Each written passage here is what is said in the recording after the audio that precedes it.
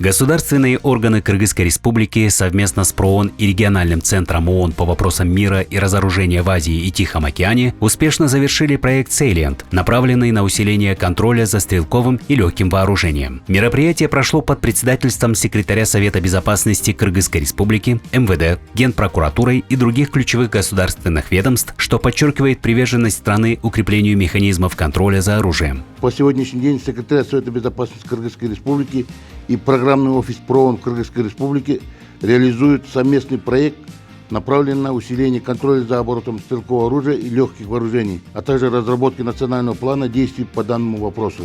За это время сделано немало. Еще одним шагом на достижение поставленных данным проектом задач является разработка и запуск программного обеспечения для упрощения процедуры регистрации огнестрельного оружия, повышения прозрачности принятия решения и исключения коррупционных факторов в данной сфере, а также предоставления со стороны ПРООН компьютерного оборудования для функционирования данной информационной системы. Я уверен, что полноценный запуск данной программы в масштабах всей республики существенно облегчит работу правоохранительным органам по установлению любого огнестрельного оружия, которое было применено для совершения правонарушений.